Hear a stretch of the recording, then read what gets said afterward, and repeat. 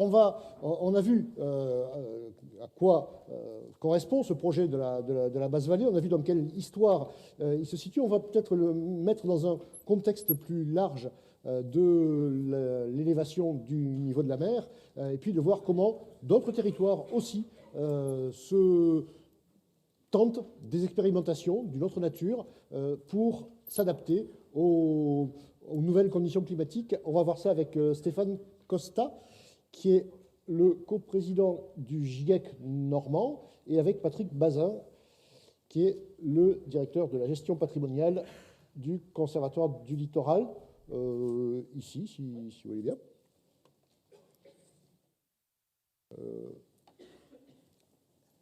Alors, il paraît que la mer monte.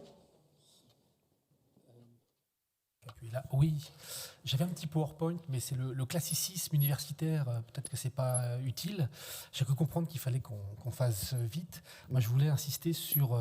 Alors, la réalité de ce point de vue-là, c'est qu'on a explosé complètement le timing prévu. Non, on a aussi explosé l'animation prévue. On s'en est pas du tout tenu à ce qui était prévu, mais voilà, c'est du direct. Non, on est venu nous dire qu'on ferait partie des sacrifiés, non, effectivement, non, pour gagner du temps. Il n'y a pas de souci, on va le faire un petit peu plus court, bien évidemment. Donc, en fait, je ne sais pas si le PowerPoint, oui, apparaît. Je vous regarde quand... Ok, ça marche. Donc, diapo suivante, merci. En fait, je voudrais rappeler deux choses avant de parler du changement climatique et de l'élévation du niveau des mers. C'est l'effet combinatoire, les effets cumulatifs qui s'effectuent sur ce territoire. Alors, on va parler de la Seine, mais il en est de même pour la Seine-Maritime, la Normandie, la France, l'Europe et le monde. C'est-à-dire que tous les secteurs qui sont grossièrement au niveau de la mer actuelle vont subir des processus quasi similaires, et j'espère suivre des voies pertinentes, comme ça a été évoqué là, concernant la Seine. Alors, ça a été évoqué, ce littoral a déjà payé un très lourd tribut en matière d'érosion côtière, en matière d'inondation, aussi bien inondation continentale qu'inondation par la mer. Diapo suivante. Et il y a des raisons à cela. Et là, j'arrive sur la dimension effet cumulatif.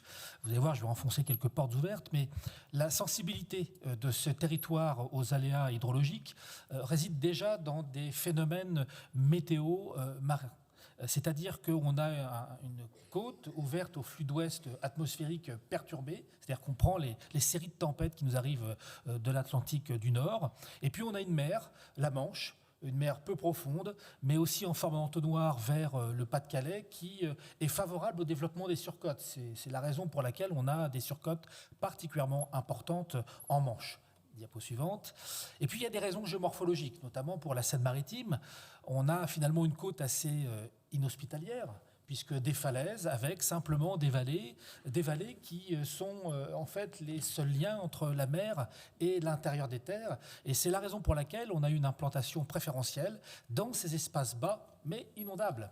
Et puis, le problème de ces vallées, c'est qu'elles sont délimitées par des versants à pente forte, au-dessus desquels vous avez des plateaux avec des pratiques agricoles qui mènent finalement de grandes surfaces en sol nu en période hivernale. Et tout cela concourt à finalement faire en sorte que ces vallées catalysent tous les problèmes hydrologiques possibles qui sont parfois en plus concomitants dans le temps. Je m'explique. Vallée basse, sensible aux inondations par la mer, sensible au débordement des cours d'eau, sensible aux remontées de nappes, sensible aux écoulements urbains ou le long des versants avec des crues éclairs. Et tout cela pourra peut-être apparaître dans le cadre du réchauffement climatique dont on va parler maintenant tout de suite.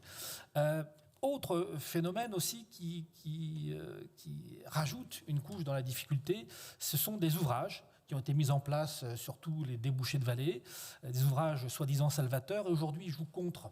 Et ces ouvrages sont malmenés et fragilisés par des phénomènes de crues, des phénomènes de tempêtes. Et si on revient sur la Seine, ça a été particulièrement malmené, notamment l'ouvrage transversal qui est le Perret, par la tempête Eleanor. Et nous sommes tous surpris, je pense que c'est un point de vigilance, nous avons tous été surpris de voir comment toutes les fissures de cette digue suintaient pendant cette tempête Eleanor en 2018.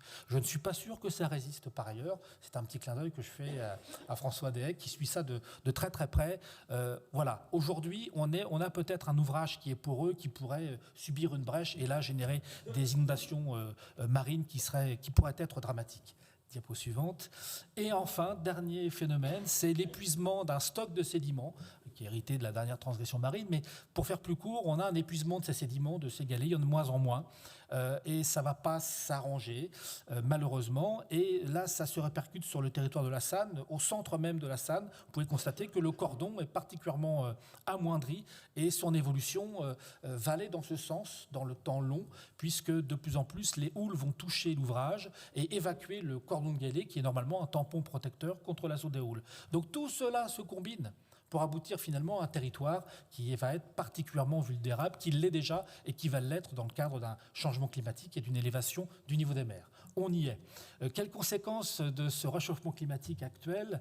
Eh bien, les conséquences, je vais vous fournir quelques éléments, vont se résumer prioritairement sur l'impact de l'élévation du niveau des mers. Diapo suivante.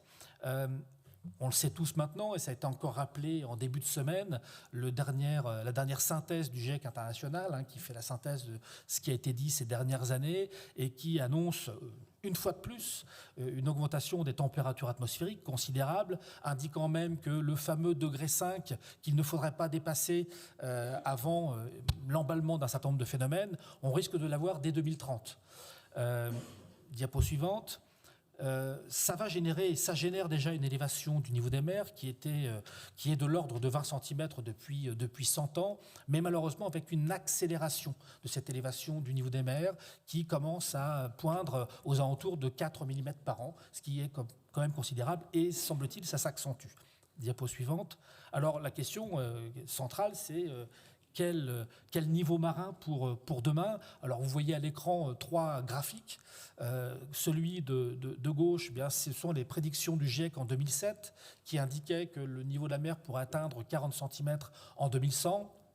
En 2013, le GIEC international dit « Ah non, on s'est trompé. Pour 2100, ce ne sera pas 40 cm, mais 60 cm. » En 2019, ah, désolé, ça ne sera pas 60 cm, ça risque d'être quasiment le mètre. Et il y a pléthore de travaux aujourd'hui qui semblent indiquer que le mètre est quasi acquis pour 2100, avec des possibilités de plus en plus grandissantes de dépassement de ce mètre. Certains auteurs annoncent 1,80 m pour 2100, ce qui sera lié à des phénomènes d'emballement et de vélage, c'est-à-dire de glissement de glaciers dans l'eau, dans l'Antarctique occidentale, des choses qui sont suivies. Et effectivement, si ça s'avère vrai, le mètre sera largement dépassé pour 2100. Donc à chaque fois qu'il y a une révision de ces chiffres par le GIEC international, qui fait la synthèse des travaux à l'échelle planétaire, c'est toujours revu à la hausse, et des hausses considérables. Diapo suivante. Alors, quelles conséquences sur les territoires ? En imaginant qu'il y ait le même nombre de tempêtes et la même intensité. Or, ce phénomène risque d'évoluer à la hausse également. Même si on avait le même nombre et la même intensité de tempête, ce niveau marin plus haut va servir de tremplin aux houles de tempête et va mécaniquement engendrer une augmentation de la fréquence et de l'intensité des submersions de tempête. Je donne juste un exemple, un chiffre bien connu des gens qui vivent sur le bord du littoral, qui sont issus des travaux récents que nous avons réalisés. Avec plus 1 mètre d'élévation du niveau des mers, les coefficients de 113, 115 qui apparaissent 3-4 fois par an auraient une récurrence de près de 60 fois par an. Donc là, la concomitance sera plus évidente entre un haut niveau marin et une tempête, ce qui génère les dégâts que nous avons connus par le passé. Diapo suivante. Bien évidemment, cet impact ne se fera pas que sur le littoral. Il y aura aussi des implications loin à l'intérieur des terres par les cours d'eau, puisque ce haut niveau marin risque de bloquer les écoulements fluviaux et favoriser l'augmentation de la fréquence et de l'intensité des débordements de cours d'eau lors des crues, loin à l'intérieur des terres, plusieurs dizaines de kilomètres à l'intérieur des terres.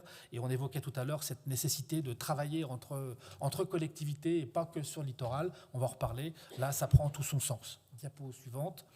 Bien évidemment, également des impacts sur des remontées de nappes localement, mais aussi et surtout une salinisation des nappes côtières, puisque aujourd'hui, vous avez des nappes un peu plus hautes que le niveau marin, mais si le niveau marin monte et que les nappes baissent par sécheresse, mais baissent également par l'augmentation des prélèvements qui seront nécessaires pour compenser ces périodes de sécheresse et de canicule, vous allez avoir une inversion du profil hydrologique qui fait que les nappes la mer va se déverser dans les nappes, voire les saliniser, ce qui sera problématique pour l'adduction d'eau et l'agriculture côtière.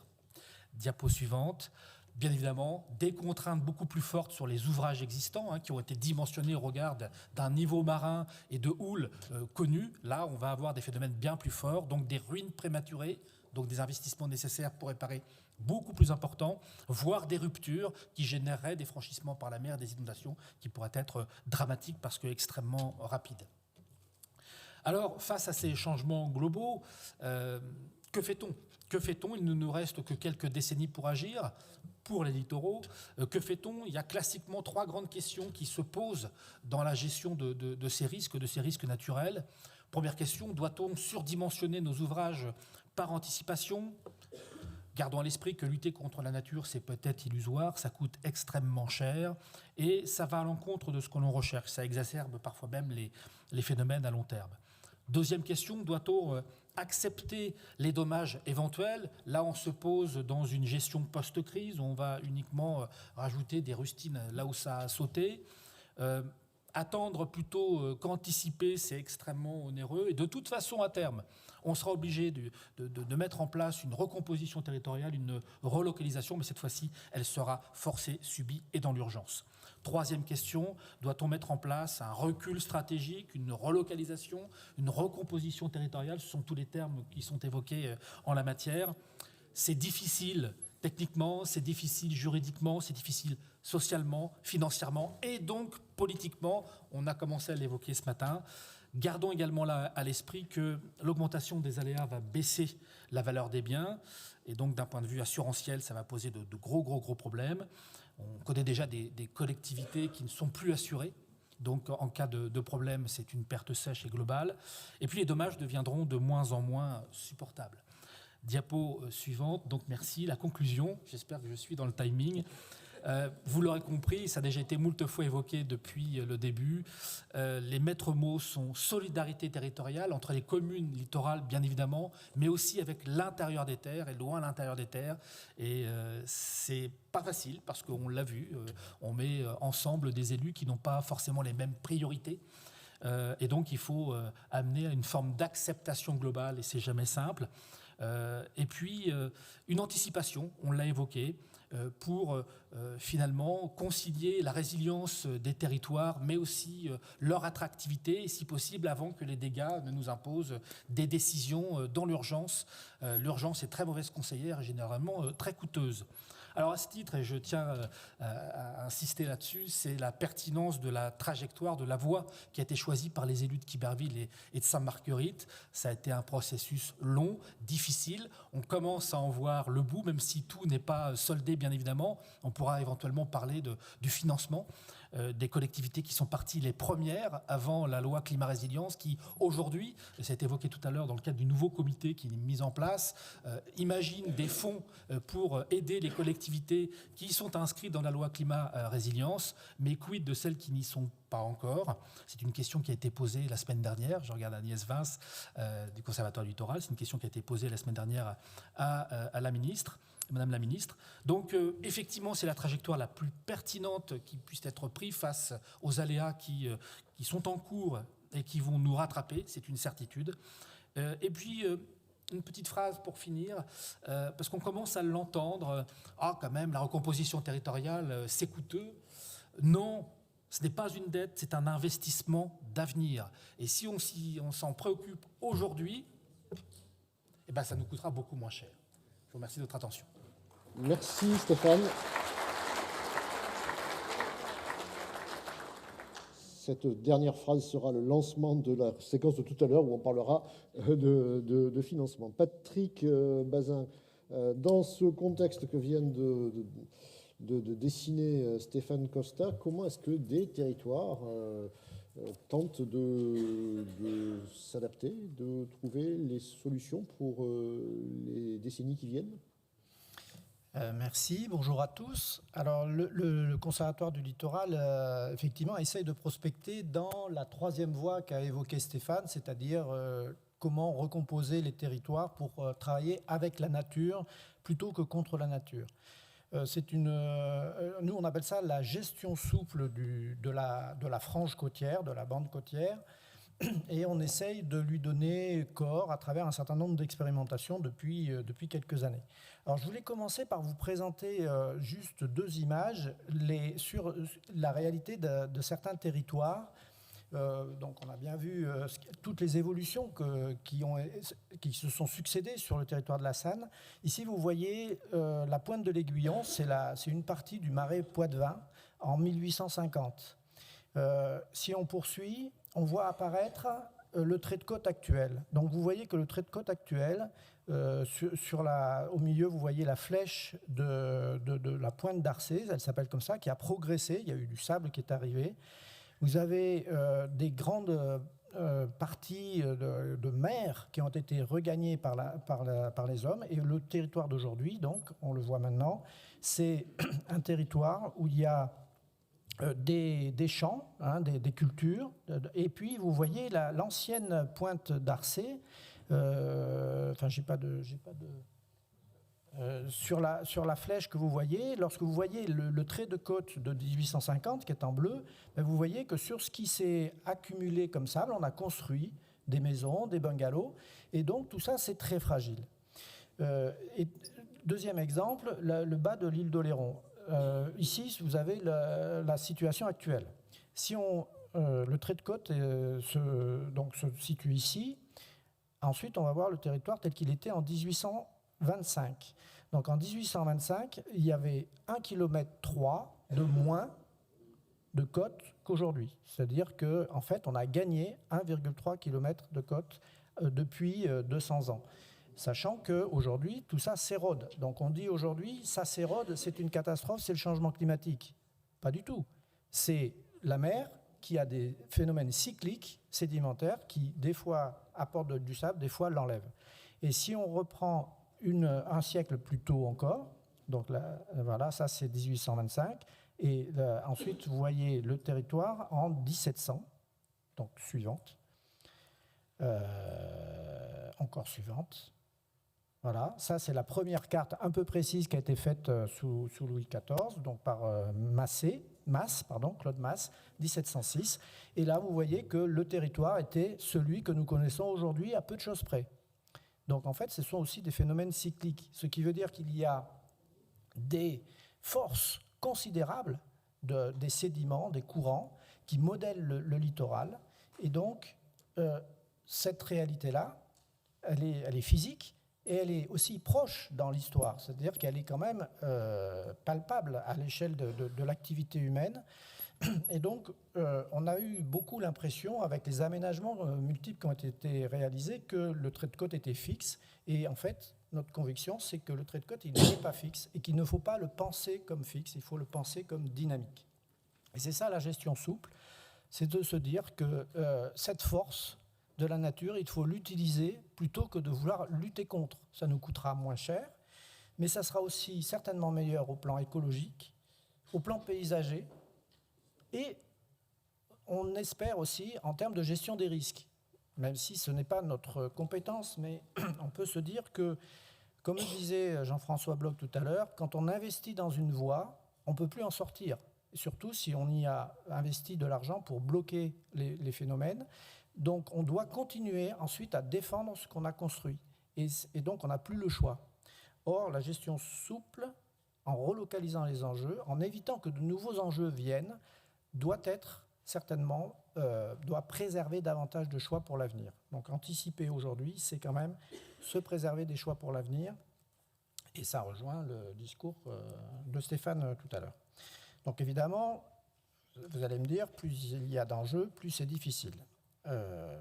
Donc le programme Adapto, mais d'autres opérations qu'a mené le Conservatoire pour essayer de donner un fond méthodologique à cette gestion souple, se base sur le fait d'essayer de pas trouver des recettes, mais plutôt d'avoir une démarche qui soit adaptée à chaque territoire, puisque ce qu'on a vu, c'est que ce n'était pas une démarche technique, c'est une démarche véritablement qui doit s'étendre à toutes les dimensions, parce que cette adaptation des territoires, en fait, elle vient percuter l'édifice, tout l'édifice de nos outils de planification et de gestion des territoires.